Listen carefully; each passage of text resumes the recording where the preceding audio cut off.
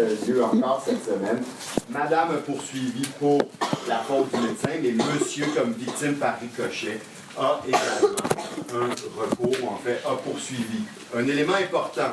Mettons que dans ce procès-là, on en arrivait à la conclusion que le médecin a manqué à son devoir de suivi et que madame a manqué de collaboration, n'a pas elle-même fait les vérifications pour obtenir le résultat de ses tests et qu'il y avait une faute partagée. Est-ce qu'on opposerait à monsieur la faute partagée? À ce moment-là, oui. Pour les fins de la discussion, on les fait à 50-50. Monsieur, dans ce cas-là, doit se faire opposer la part de responsabilité de madame comme victime par ricochet. Donc, si la victime par ricochet a 50% de faute, même si la victime immédiate a 50% de faute, la victime par ricochet va avoir, par cet effet-là, son recours, il est indépendant, mais il n'est pas complètement indépendant puisqu'il dépend d'une certaine façon du recours de madame. Et dans ce contexte-là, il y aura 50% aussi qui lui sera retiré. Si madame perd, si on rejette son recours, bien, monsieur, on va rejeter son recours également, puisqu'il s'il n'y a pas de faute à l'égard de madame, ou si c'est elle la seule responsable, monsieur n'aurait aucun recours non plus.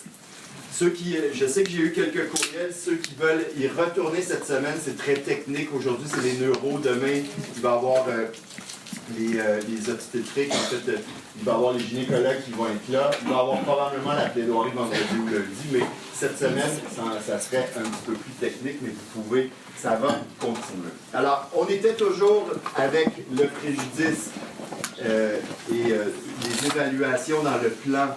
Nous en étions au caractère direct et au point 2, les frais d'expertise. Et donc, les frais d'expertise, vous me l'avez mentionné la semaine dernière, généralement, et c'est une remarque préliminaire aux frais d'expertise, quand on gagne le procès, on a le droit, en plus d'avoir gagné, si on a gagné notre cause, on a le droit d'obtenir certains frais qui nous seront remboursés. C'est les frais de justice qu'on appelle maintenant. On les appelait, quand vous lisez les jugements, les dépens. Donc, le gagnant a le droit, et l'article 340 du Code de procédure civile le prévoit également spécifiquement. Il y a à l'article 340, les frais de justice sont dus à la partie qui a eu gain de cause. C'est l'article 340 du Code de procédure civile, à moins que le tribunal n'en décide autrement. Donc, le tribunal a discrétion pour décider de dire qu'il n'y aura pas, par exemple, de frais accordés, il n'y aurait pas de dépens accordés. Souvent en médical, mettons que dans le cas de madame ici, madame perd son recours, elle pourrait s'attendre à avoir à payer les dépenses. On verra que les dépenses, ça inclut maintenant, et c'est clair, les frais d'expertise. Juste pour le fun, les frais d'expertise, vous ne connaissez pas toute la cause, évidemment, mais en défense, combien pensez-vous qu'ils ont pu dépenser, parce que ils sont allés voir un neuro, ils sont allés voir un gynéco, qui va être là tout le procès pendant 10 jours. Ils vont assister à tout le procès en défense. Combien pour le fun vous pensez que ça va coûter? Oui. Au moins 10 000. Au moins 10 000, oui. Ça va coûter plus de 100 000 $. Parce que les experts, c'est 4 000 $ par jour de jour à la cour. Et donc 10 jours, 40 000. 2 experts, 80 000. Mais ils ont préparé des expertises avant aussi. Ils ont rédigé des expertises. Ils ont payé peut-être un 5 000. On approche facilement le 100 000 $ d'expertise en défense. En demande, évidemment, madame est infirmière, n'a pas les moyens de payer une expertise et de payer 100 000 $ d'expertise sans savoir si elle va gagner son procès. Alors, les avocats négocient les expertises. Ils essaient de dire, est-ce que vous... Évidemment, les experts ne seront pas à la cour pendant les 10 jours. Ça va faire moins de frais. Mais les expertises, pour madame, ça lui coûte certainement un bon 30 000 $ d'expertise pour elle. Et vous voyez la disproportion? Il peut pas... Jean-Pierre Ménard ne peut pas prendre tous les experts en demande et les laisser les 10 jours à la cour pour qu'ils écoutent tout. Ça va lui coûter 100 000 $. C'est sûr que s'il gagne, il va se faire rembourser, on le verra dans un instant. Mais s'il perd, c'est quoi la conséquence s'il perd? Madame va être obligée de payer ses experts 100 000, ou le montant qu'elle a, et payer les experts de l'autre partie. Donc, si elle perd, elle vient d'engranger 100 000 de dépenses minimum là-dessus. Elle n'a pas payé son avocat, qui est peut-être à pourcentage, mais Jean-Pierre Ménard ne fonctionne pas à pourcentage. Alors, voyez-vous tout ce que ça représente de part et d'autre. Qu'est-ce que va faire Jean-Pierre Ménard, fort probablement, si jamais il perdait la cause? Ou qu'est-ce qu'on espère que le juge va faire s'il perd la cause? Oui. Qui va dire, utilise sa discrétion et dit sans frais. Si jamais il disait, je rejette l'action sans frais, qu'est-ce qui se passerait? Madame ne paierait que ses propres experts et elle n'aurait pas à payer les autres experts. C'est souvent en responsabilité médicale, probablement parce que la disproportion des moyens, les juges vont souvent, s'ils rejettent l'action, la rejeter sans frais. Mais ce n'est pas toujours le cas. Et ce que va faire, si jamais c'est rejeté avec frais, souvent, ce que va dire l'avocat en demande, c'est qu'il va dire à l'autre partie, on pense aller en appel, mais si vous refusez à vos frais, on n'ira pas en appel. Et là, il y a une petite négociation qui a lieu. Alors, voyez-vous, c'est toujours, et c'est ça le gros problème de la disproportion. Alors, je reviens aux frais d'expertise. Il y a eu... Donc, les experts sont utiles pour préparer des dossiers. Ils préparent plutôt un rapport qui va expliciter au juge. Pourquoi? Oui. Est-ce que ça arrive que les experts sont payés en vertu de le montant gagné? C'est une très bonne question. Effectivement, il y a des experts comme les avocats qui disent « J'aime votre cause, je ne serai payé que si vous gagnez. Si vous perdez, vous ne me payez pas. » Le gros problème avec ça, c'est qu'on a certaines règles qui mentionnent que l'expert, lorsqu'il est là, l'expert a pour but d'éclairer le tribunal et de l'aider dans l'appréciation d'une preuve en faisant appel à une personne compétente dans la discipline ou la matière concernée. Et qu'elles soient communes ou non, les parties ne peuvent se prévaloir de plus d'une expertise. Et ce qu'on mentionne, c'est que l'expertise, et c'est ça qui est important, c'est que l'expertise, elle doit être impartiale. C'est une règle fondamentale de l'expertise. Si vous êtes payé selon le résultat de la cour du procès, vous venez de perdre votre crédibilité. Parce que normalement, un expert devrait dire la même chose qu'il soit engagé par la demande et la défense. On est d'accord que c'est peut-être pas, on ne mord pas la main qui nous nourrit. Les médecins, je vous le rappelle, il y a 98% des médecins qui sont assurés par le même assureur, la CMPA. Ça veut dire que l'expert en défense qui travaille aujourd'hui pour la CMPA peut peut-être avoir un dossier dans 1 mois, dans 2 mois. Alors, il va peut-être écrire des choses qui sont un petit peu plus intéressantes pour la partie défenderesse. Par contre, il faut faire attention, de plus en plus d'experts, et notamment l'expert Baudouin en demande, c'est un gynécologue à Sainte-Justine.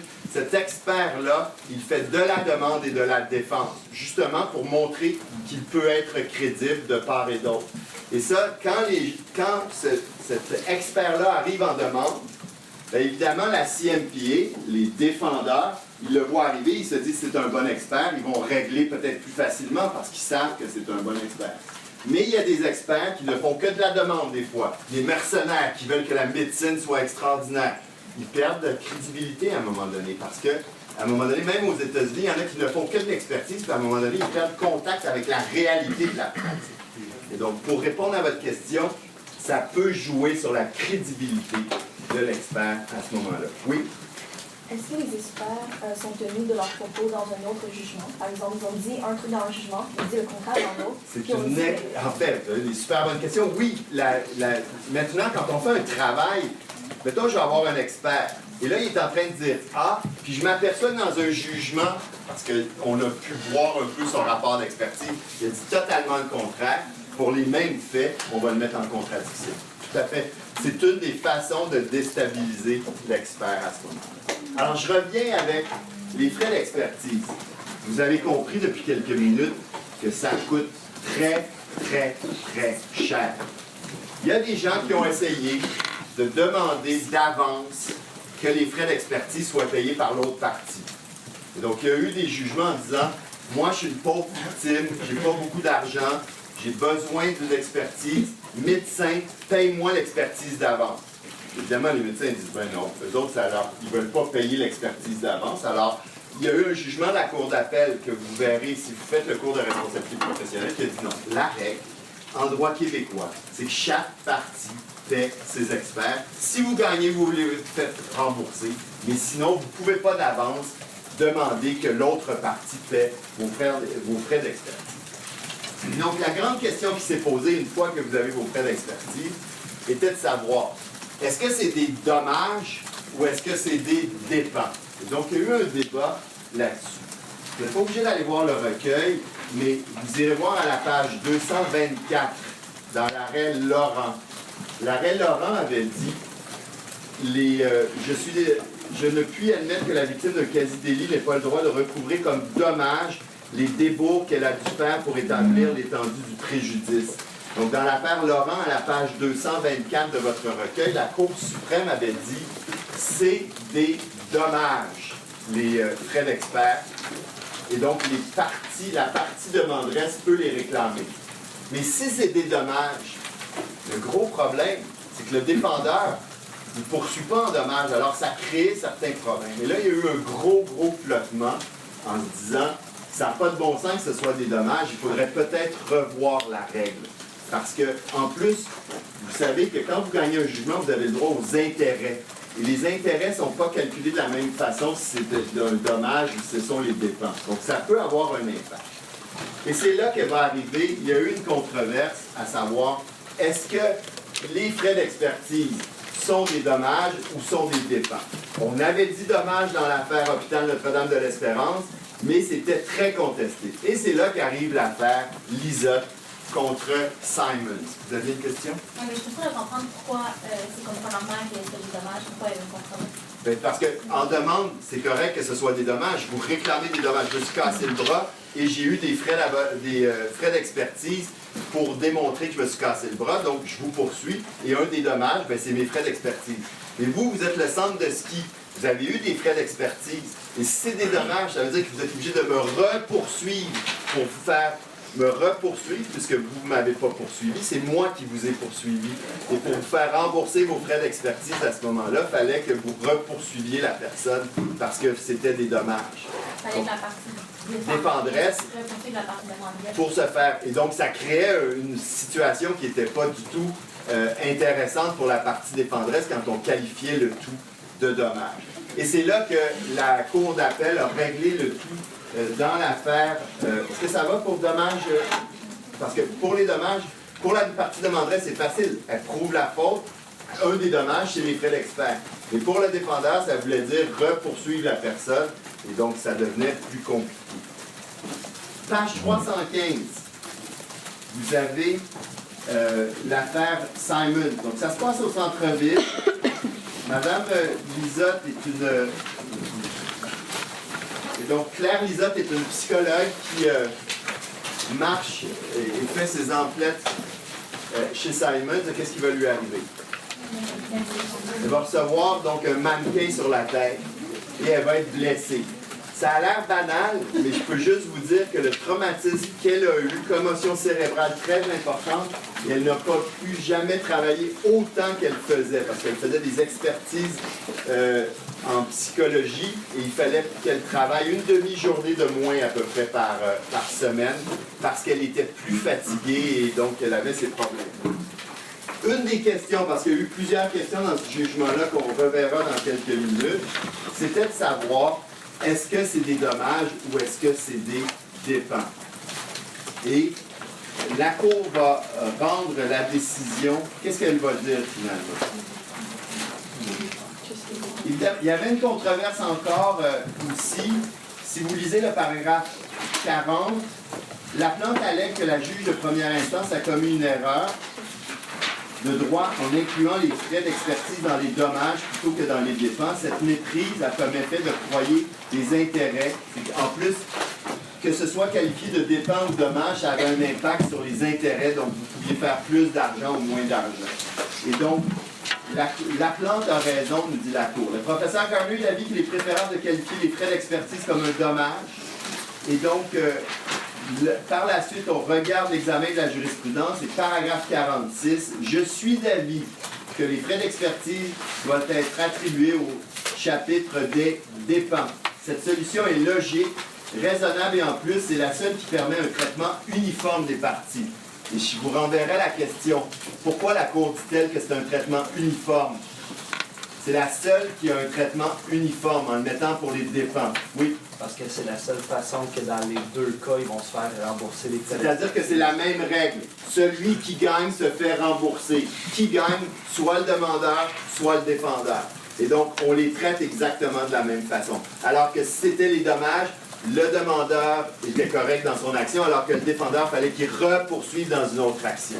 Mais en disant que les dépenses, on a le fait qu'elle allait repoursuivre s'il gagne. Il n'y a plus besoin de repoursuivre parce que dans l'action, à ce moment-là, l'action va être rejetée, mettons, avec dépens, et à ce moment-là, vous pouvez réclamer à l'autre partie sans pas besoin de le repoursuivre.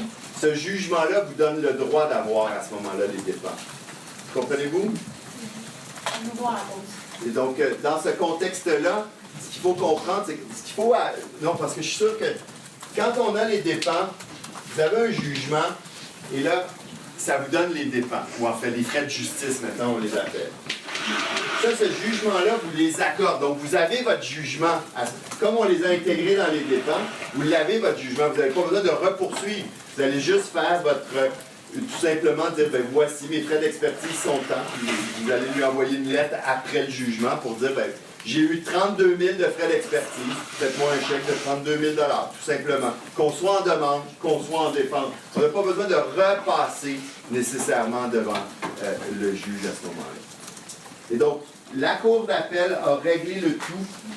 Il n'y a aucune raison qui justifie de traiter de façon différente un demandeur qui a besoin d'une expertise pour établir son droit et un défendeur qui a tout autant besoin d'une expertise pour éviter une condamnation. En effet, si on devait inclure les frais d'expertise dans les dommages, cela aurait pour conséquence d'obliger un défendeur qui a obtenu le rejet d'action à établir la faute du demandeur pour recouvrer ses frais d'expertise, ce qui n'est pas acceptable.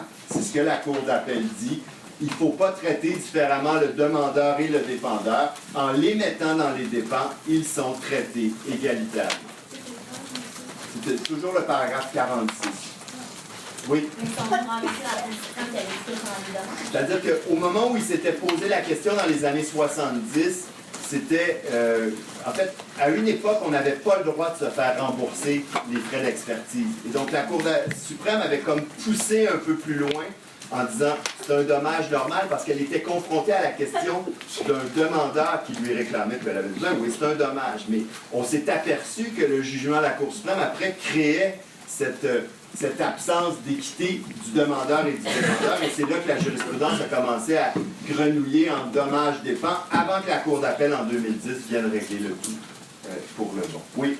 Mais les expertises médicales, est-ce que quand on comprend ça, est-ce que ça comprend juste quand un médecin va à la cour ou juste ça comprend aussi tous les papiers, que mettons, elle va voir un médecin pour comprendre sa maladie, tout ça? C'est tout le monde qui est utile pour éclairer le tribunal. Donc, aussi. Ça pourrait être un rapport écrit, oui, tout à fait. Et il faut faire attention parce que des fois, on va vouloir le voir également.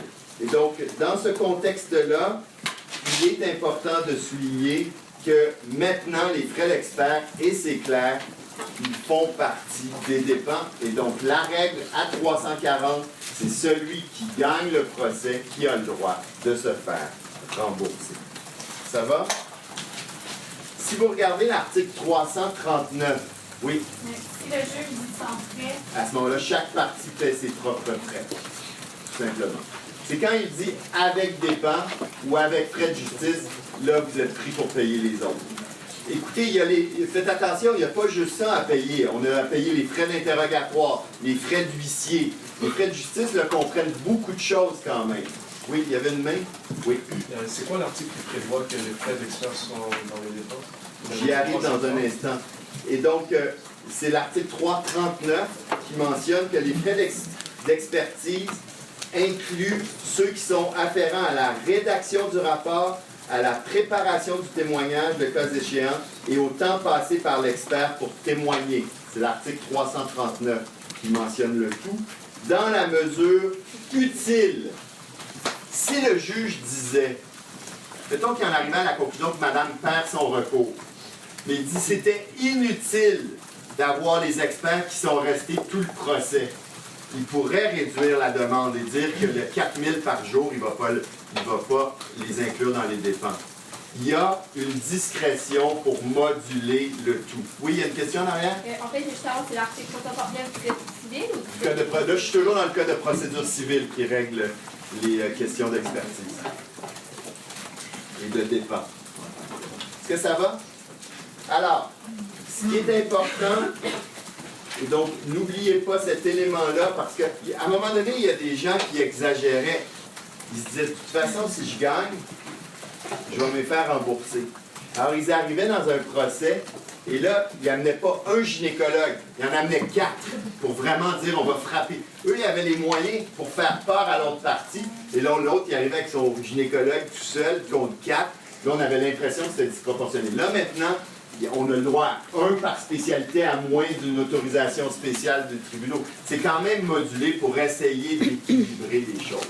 Et ce que vous devez retenir, et je pense que c'est clair, c'est que lorsque vous êtes en matière de responsabilité civile, si vous avez des experts, ben, vous avez à les payer évidemment, et si vous perdez, vous aurez peut-être à payer les experts. Et si vous gagnez, bien évidemment, les experts, vos propres experts seront payés par l'autre partie. Si madame, dans le recours qu'elle a entrepris, gagne son procès, elle n'aura évidemment pas à payer les experts du médecin et elle se verra rembourser ses propres frais d'expertise.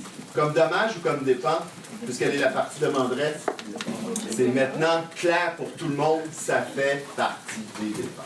Est-ce que ça va? Oui. Les dépenses sont toujours payées par l'autre partie, sauf si le juge dit... C'est l'article 340 par la partie qui perd. Oui. Oui. Et c'est chose comme ça, on ne sait pas si c'est avec défense ou non. Ça peut comme affecter si on va aller au cours. Comme si on fait une plaidoirie et on ne sait pas s'il faut payer. En fait, c'est une excellente question. Encore, puis il faut faire attention sur un point ici. Je demandais justement hier, je parlais à Jean-Pierre Ménard, parce que je savais que j'allais vous parler des expertises, puis je disais, je comprends que tu ne veux pas perdre, mais ça peut arriver que tu perdes. Et donc, il y a un procès, il y a toujours un perdant puis un gagnant. Donc, si on gagnait tout le temps, à un moment donné, il peut avoir cette affaire-là. Est-ce qu'à la fin du procès, est-ce que tu vas parler des dépenses? Parce que s'il parle des dépenses, ça sous-entend qu'il dit, si jamais je perds, est-ce que vous pourriez le faire sans frais?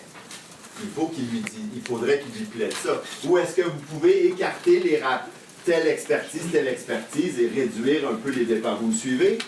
Est-ce que je lui ai dit, est-ce que ça vaut la peine, dans le fond, tu dis rien, puis tu espères juste de gagner, et tu fais rien. Et si jamais tu perds, ben là, on est un peu mal pris. Ou est-ce que tu envisages que la possibilité de perdre, et tu l'expliques au juge? Quelle est la réponse de l'avocat, vous pensez? Qu'est-ce que vous feriez, vous? S'exprimer avant. S'exprimer avant? Tu le dis pas parce que sinon ça mine ta crédibilité. Tu le dis pas parce que ça mine ta crédibilité. D'autres points de vue? Selon le juge, on peut peut-être voir comment le juge a un petit peu sa réaction là-dessus. En tout cas, ce que Jean-Pierre Ménard fait, c'est qu'il en parle. C'est-à-dire que, sans miner, juste dire, ça peut arriver, c'est toujours possible qu'il y ait cette... Moi, je pense que j'ai une super bonne cause, mais je vous soumets que si jamais vous croyez qu'il n'y avait pas ces éléments-là, bien, ça devrait être sans frais ou réduire le tout. Mais je suis d'accord qu'il faut jauger un peu comment le juge nous reçoit là-dessus. Mais c'est préférable. Et d'ailleurs, la Cour d'appel, le juge Dalphon, dans une décision que je ne vous ai pas demandé de lire, et je ne vous nommerai pas la partie parce que ça ne sert à rien, mentionnait trop souvent les parties omettent d'apporter la question des dépenses devant le juge du fond, qui n'a d'autre choix que de les adjuger suivant la règle de qui gagne les a. Alors, il encourageait les avocats. Les parties gagnent à discuter des frais d'expert devant le juge avant que celui-ci ne prenne la cause en délibéré. Donc, c'est encouragé. En fait, c'était dans une affaire de motoneige, de petit train du Nord. Et donc, dans cette affaire-là, le juge a juste encouragé les parties. Et donc, vous avez un réflexe de se dire, ben, je ne veux pas miner ma crédibilité, mais je pense que c'est dans les mœurs de dire, ben, c'est quelque chose qui peut arriver de perdre. Et donc, dans ce contexte-là, je préfère vous en parler, tout simplement. Et c'est encouragé par les tribunaux. Est-ce que ça va? Est-ce que c'est clair? Je voudrais juste vous poser une question que j'ai oubliée là, comme prérequis. Pourquoi on a besoin d'experts? À quel moment on a besoin d'experts? Oui? Quand le juge ne sait rien sur...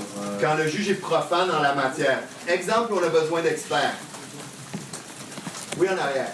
Si quelqu'un se blesse, par exemple, dans l'arrêt Clément, le gars qui était tombé dans les marches, on va avoir besoin d'un médecin pour savoir c'est quoi les dommages qui ont été subis. Donc, il y a une cassure. Quelles sont les conséquences de cette cassure-là, effectivement? Est-ce que vous avez d'autres exemples aussi? Oui? Pour prouver la négligence médicale. Pour prouver la négligence médicale, il faut toujours des experts. On n'est pas là pour venir dire, écoutez, moi je pense que le chirurgien devrait faire telle chose. Ça prend un expert qui vient le dire. Oui? Quand c'est des choses un peu plus techniques par rapport à certains comme métiers, comme les ingénieurs par exemple. Par exemple, un ingénieur qui a mal construit, ben, le juge, qui est-il pour dire que ça n'a pas été construit selon les règles de l'art? Ça va nous prendre des experts à ce moment-là. Donc, on a besoin d'experts dans ce. C'est lorsque le juge est profane, évidemment, et qu'il ne connaît pas nécessairement cette matière. Oui. Tu sais, les aspects du dommage corporel, mettons l'aspect pécunier qui est utilisé, par exemple, tu vas voir le médecin, tu fais des scans, tu te rends compte des préjudices, là, tu poursuis. Ça, est-ce qu'on peut quand même mettre ça dans les dommages? C'est le coût des soins. Oui, c'est considéré comme un élément qui, la radiographie, tous ces éléments-là, on le verra la semaine prochaine, mais oui, c'est un C'est élément. comme une frontière grise, des fois, entre l'expertise médicale des dépens et ces frais-là. C'est clair qu'il y en a qui sont de coût des soins, tout simplement. S'il n'y a pas eu besoin de l'expert qui vient expliquer le tout, et si on a juste déposé le dossier médical ou on a déposé la radiographie qui a été faite ou le scan, ben à ce moment-là, c'est pas vraiment de l'expertise, ça fait partie du dossier. Mais il va falloir qu'il y ait généralement le technicien qui a fait la radiographie qui vienne le déposer à ce moment-là à la cour. Ça, c'est pas un témoin expert, c'est un témoin ordinaire. Mais l'autre partie peut dire on n'a pas besoin de le faire venir pour dépenser du temps et de l'argent. On l'admet que c'est la radiographie. Donc, il y a plein d'éléments dans la discussion du procès. Oui? Peut-être revenir un petit peu en arrière, là, on disait que pour la qualification des frais d'expert en tant que dépend ou dommage, Oui. dans l'arrêt Laurent, on avait dit que c'était des dommages, tandis que Simon Zizot, on avait dit que c'était des dépenses. Oui. Mais pour côté hiérarchie de cours, là, C'est-à-dire que comme Madame l'a posé comme question, quand la Cour suprême s'est fait poser la question, c'est que c'était un changement en 78. Avant, que ce soit des dépens, que ce soit des dommages, on ne voulait pas donner l'argent. On disait, vous pouvez avoir vos dommages, c'est-à-dire la perte du bras, mais les expertises, ça ne fait pas partie, c'est extérieur à ça, c'est des dommages indirects. Donc, quand la Cour suprême a rendu sa décision en 78, c'était en elle-même une décision qui renversait le droit et qui disait, oui, on reconnaît le fait que lorsqu'on s'en va chercher une expertise, ça fait partie des dommages à ce moment-là. Mais par la suite, il y a eu aussi une évolution législative et jurisprudentielle. Il y a eu un tarif qui est arrivé, il y a eu des règles sur les dépens qui ont été modifiées. Et maintenant, de toute façon, l'affaire Lisotte a été codifiée à 339. 339 nous dit, et 340, les dépens comprennent les frais d'expertise. Donc, il n'y avait pas un renversement. Je comprends votre question. Est-ce que Lisotte venait pas en dessous de l'affaire Laurent parce que un c'était la Cour suprême, l'autre c'était la Cour d'appel? C'était pas la même question qui était posée. C'était le premier jalon avec la Cour suprême et on a poussé un peu plus loin avec l'affaire Lisotte. Donc, la règle est claire. Dans un examen, vous pouvez me citer Lisotte et vous pouvez évidemment maintenant le code de procédure qui établit qu'il y a, ça fait partie des dépenses, en fait, des frais de justice. Est-ce que vous avez des questions? Oui. Vous l'avez mentionné avant, mais qu'est-ce qui arrive si le juge croit que c'était inutile d'avoir les expertises? À ce moment-là, il va tout simplement dire, accorde par exemple, rejette l'action avec frais de justice, mais limite la possibilité de réclamer à 8 000 ou à 12 000 Il va les limiter à ce moment-là. Il a la discrétion à la fois pour rejeter les dépens, les accepter et les moduler tout simplement. Oui? C'est l'article 340 que codifie Lisotte ou 340 c'est juste pour la discrétion du tribunal? C'est-à-dire que 340 est venu nous parler, 340 est venu reprendre ce que 477 du Code de procédure civile avant disait, le gagnant emporte les dépens. La codification, c'est plutôt à 339 avec les frais d'expertise qui spécifiquement maintenant font partie des dépenses. Voyons maintenant les honoraires extrajudiciaires. Et donc, le problème lié aux honoraires les frais d'avocat, vous avez compris que c'est le nerf de la guerre. Et donc, on est aux honoraires extrajudiciaires, le point numéro 3 sur le plan. Évolution et commentaires généraux et l'apport de la loi, le SLAP, mais également du Code de procédure civile maintenant. Vous avez compris que ça coûte très cher de poursuivre ou d'être poursuivi. Il n'y a pas un avocat, une avocate à Montréal qui peut se payer ses propres services, généralement. C'est souvent, la plupart des gens, ce sont des compagnies qui vont pouvoir faire affaire avec les grands bureaux. Sinon, les gens qui ont un salaire moyen, ben, ils vont, s'ils ont besoin d'un avocat, parce que le problème, c'est que l'aide juridique, il faut crier famine pour avoir le droit à l'aide juridique. C'est vraiment disproportionné. Donc, c'est les très, très pauvres qui ont le droit à des services juridiques ou les très, très riches. Mais entre les deux, la classe moyenne, il y a plein de gens qui ne peuvent pas se faire rembourser ou en fait, qui n'ont malheureusement pas les moyens de se payer les frais d'avocat. Avez-vous vu dans Ontario Martel, on a facturé plus de 100 000 $ dans ce dossier-là. C'est pas un dossier énorme là, qui avait une ampleur quand même importante, mais ça représentait de part et d'autre un litige. C'était un litige de quelques centaines de milliers de dollars et on a eu facilement 150 000 $ de frais d'avocat. Et donc, c'est un gros problème d'accessibilité à la justice. Et la plupart des avocats, Jean-Pierre Ménard par exemple, ou d'autres avocats en demande, ils n'aiment pas faire seulement du pourcentage.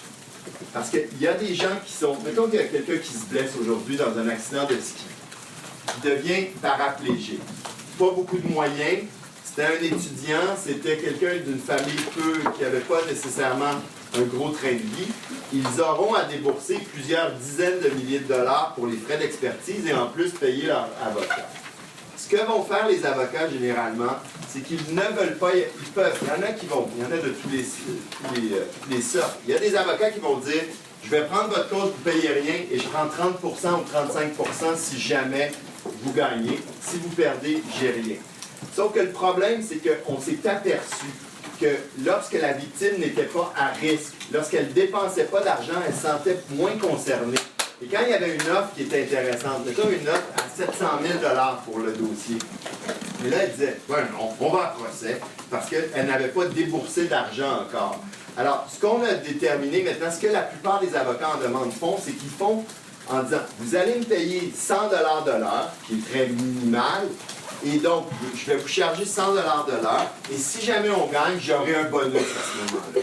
Et si on perd, bien, au moins, j'aurai été payé. Donc, quand on arrive au procès et qu'il y a une offre de 700 000 qui arrive, bien, la victime a payé déjà peut-être à son 100 $ de l'heure, a peut-être payé déjà un 10 000, 15 000, 20 000 $ de frais d'avocat. Donc, quand elle reçoit, elle sait que ça va pour 12 jours de procès et que ça va lui coûter encore 10 000, 15 000 $, bien là, quand elle reçoit une offre de 700 000, c'est plus la même chose parce qu'elle a elle-même mis de l'argent. Est-ce que vous me suivez? C'est comme une...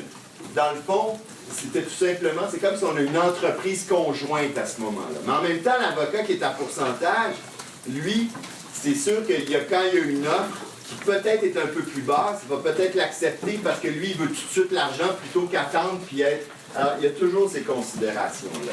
Mais une chose est claire, ça coûte très, très cher, les frais d'avocat. Et le problème, c'est que quand vous gagnez votre cause, vous n'avez pas le droit, sauf exception que je vais mentionner tantôt, vous ne pouvez pas vous faire rembourser vos frais d'avocat. Et donc, prenons l'exemple tout simplement de vous êtes poursuivi pour diffamation. Donc, vous avez diffamé quelqu'un dans un journal ou sur un blog, et il vous poursuit pour 100 000 $. Vous êtes le défendeur. Finalement, vous faites rejeter l'action. Qui est rejeté? Donc, on dit non. Vous allez avoir les dépenses. Les dépenses, ça va comprendre les frais d'expertise s'il y en avait.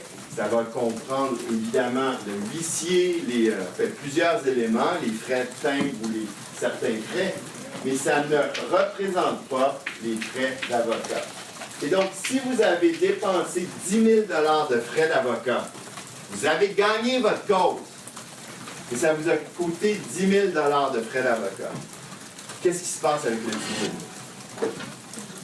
Vous l'avez pu. C'est-à-dire que vous l'avez payé et il n'y a aucun moyen d'aller rechercher les sous.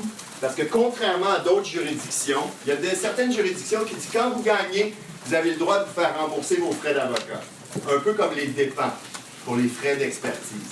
Mais le système québécois n'est pas basé sur cette façon de voir. Quand vous gagnez votre procès, vous avez le droit aux dépenses, mais vous n'avez pas le droit à vos frais d'avocat. À un moment donné, les juges se sont mis à se dire « ça n'a pas de bon sens ». Et ils ont commencé à reconnaître que les frais d'avocat pouvaient constituer des dommages. Et donc, la jurisprudence a commencé à accepter que les personnes incluent dans leur réclamation leurs frais d'avocat. Et là, on était pris avec le défendeur. Et c'était exactement le même problème que les expertises. Pour le défendeur, ça voulait dire quoi? Il fallait qu'il repoursuive pour obtenir le remboursement de ses frais d'avocat. Et donc, on était pris avec cette jurisprudence-là qui n'était pas du tout claire. Et c'est là que la Cour d'appel a décidé d'intervenir et de prendre position sur la question. Ce qui est intéressant, c'est qu'elle a rendu un jugement en 2001, et quelques mois plus tard, l'arrêt Viel est venu totalement modifier la position initiale. Et donc, tout d'abord, dans l'affaire Chouec, que vous n'aviez pas à lire, mais qui a eu pendant quelques mois une très grande portée, c'était donc un jugement de 2001. M. Chouec habite une coopérative près de la Place des Arts, coopérative Jeanne Mance. Il est en discussion, chicane avec, donc M. Chouec est en chicane avec les gens qui veulent l'expulser de la coopérative. Finalement, il va gagner son procès, il ne sera pas expulsé, on voulait lui augmenter son loyer. Et on va lui accorder, parce que ça a coûté très cher, on va lui accorder des frais d'avocat, pas d'expertise, ces frais d'avocat. On va en arriver à la conclusion que M. Chouec peut obtenir à peu près 45 000 de frais d'avocat. Il se battait pour à peu près 60 000 d'augmentation et une expulsion par contre de la coopérative. Donc c'était une bataille, mais ça lui a coûté 45 000 de frais d'avocat. Donc, selon la règle normale, il restait là, il n'y avait pas d'augmentation de loyer, mais il fallait qu'il ait payé son 45 000 de frais d'avocat. 2001, la Cour d'appel dit « ça n'a pas de bon sens » et la Cour en vient à la conclusion. Et je vous lis le passage. Les agissements de l'intimé, c'est-à-dire la coopérative Jeanne Mance, ont forcé l'appelant à requérir l'aide professionnelle d'un avocat pour l'informer de ses droits. Il a donc droit à se faire rembourser son 45 000. Quand je vous dis ça, les agissements ont forcé l'appelant, donc M. Chouec, à requérir l'aide professionnelle d'un avocat pour l'informer de ses droits. Comment vous vous sentez si vous êtes avocat? Oui. Mais ça sonne pas un peu comme abus de procédure? Pas encore. C'est moi qui l'ont formulé. C'est-à-dire que c'était pas... Comment on l'a lu, ce jugement-là? Peut-être qu'il voulait parler d'abus de procédure, mais ce qu'on a dit, c'est que quand vous voulez faire valoir vos droits, vous allez voir un avocat de toute façon. Alors, est-ce que ça ne voudrait pas dire qu'à chaque fois que je suis obligé d'aller voir un avocat pour faire valoir mes droits, je peux me faire rembourser? Et en tout cas, l'arrêt Chouec, en 2001, a été vu comme étant une ouverture de la Cour d'appel qui permettait maintenant aux parties d'inclure leurs frais d'avocat dans les dommages. Est-ce que vous me suivez?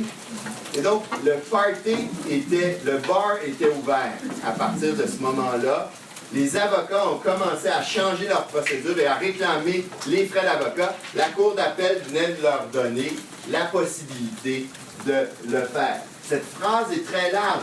Les agissements ont forcé l'appelant à requérir de l'aide professionnelle. N'est-ce pas le cas tout le temps quand vous êtes obligé d'aller consulter un avocat? C'est parce que l'autre partie prétend des choses. Ça veut pas...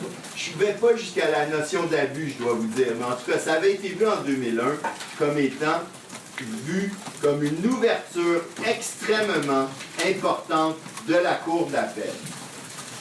Mais la récréation a duré quelques mois seulement, parce que la Cour d'appel a rapidement refermé le robinet. C'est dans quel arrêt?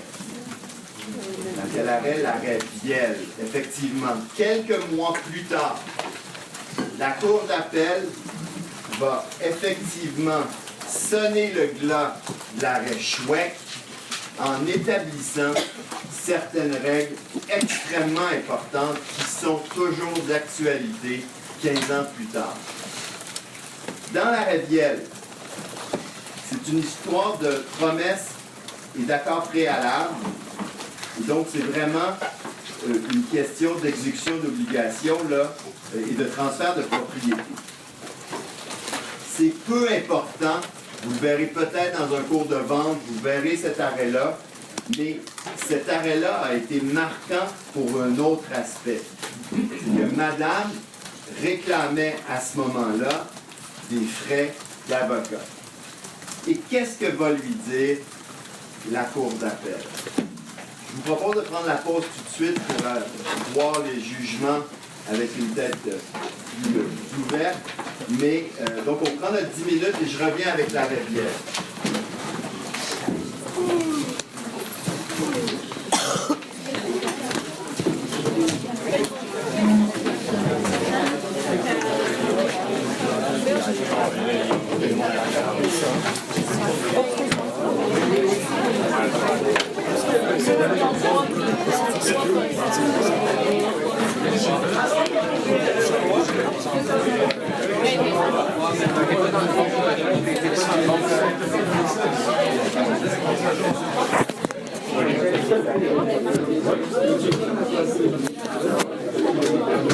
Entre l'abus de droit et l'abus d'esté en justice.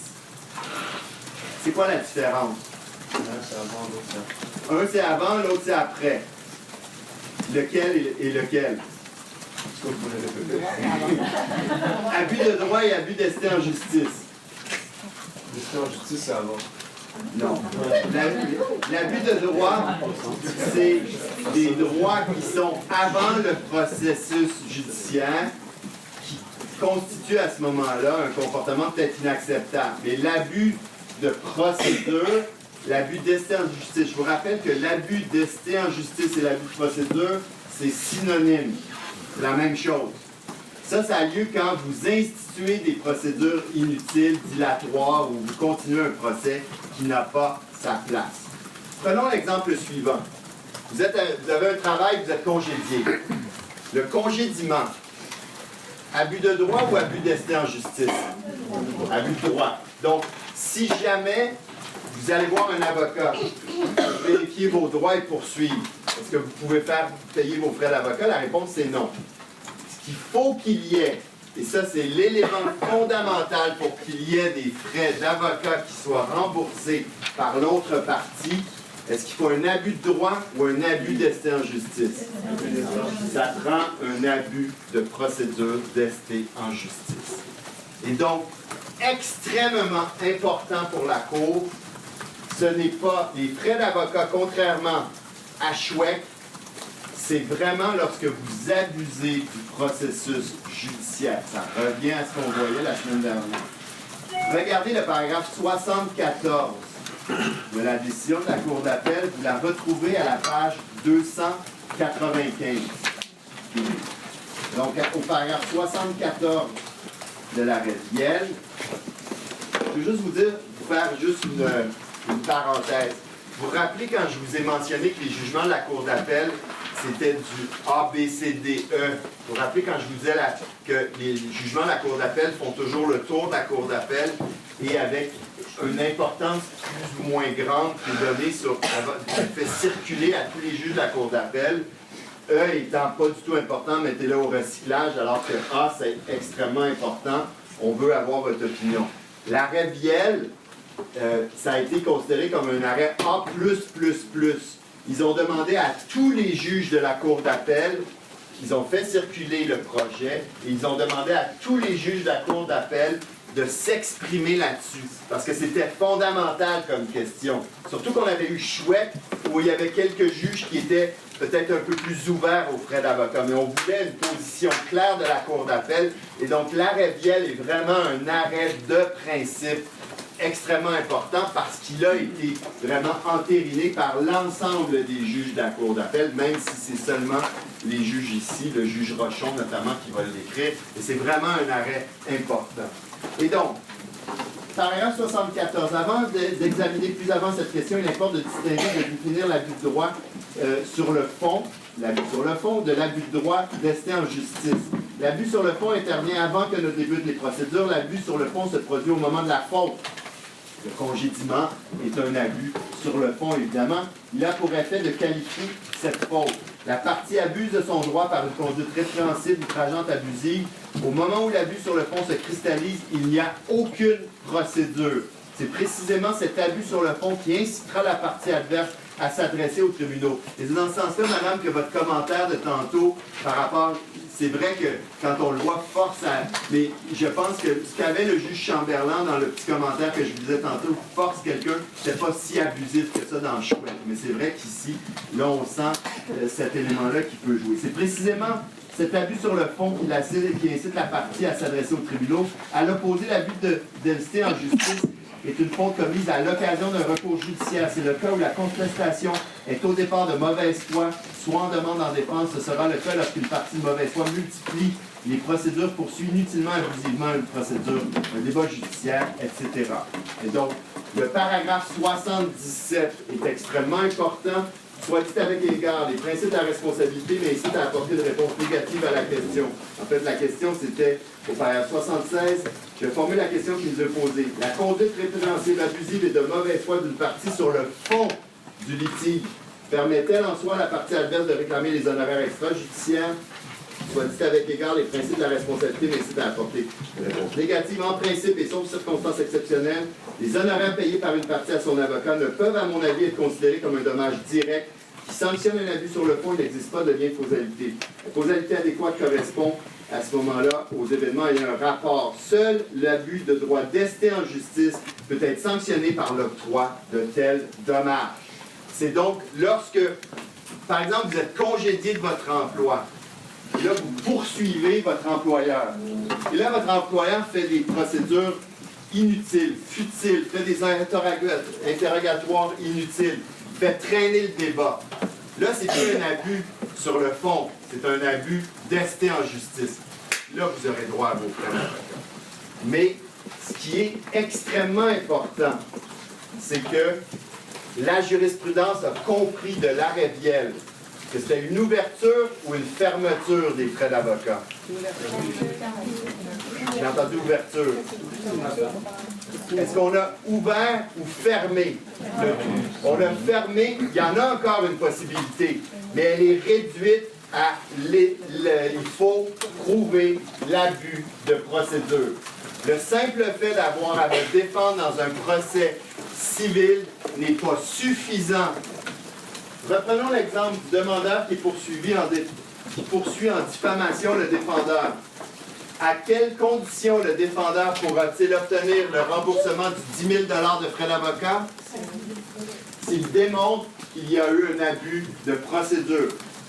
Si le demandeur avait une cause intéressante, avait quand même des arguments, c'était pas totalement futile, inutile, idiot comme poursuite, il n'aura pas le droit, le défendeur, à ses frais d'avocat.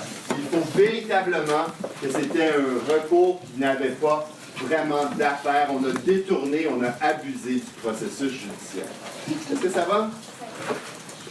C'est sûr que c'est un peu dérangeant parce que, d'une certaine façon, vous aurez compris que si si je suis congédié, par exemple, par mon employeur, je vais voir un avocat qui me charge 10 000 $ pour me dire « vous avez un bon dossier ». Là, juste qu'il me dise ça, est-ce que on est déjà dans l'abus de procédure? Je n'ai pas poursuivi encore. Je ne suis pas dans l'abus de procédure. Et là, je poursuis mon employeur, puis là, il fait traîner le litige. J'ai encore dépensé 10 000 de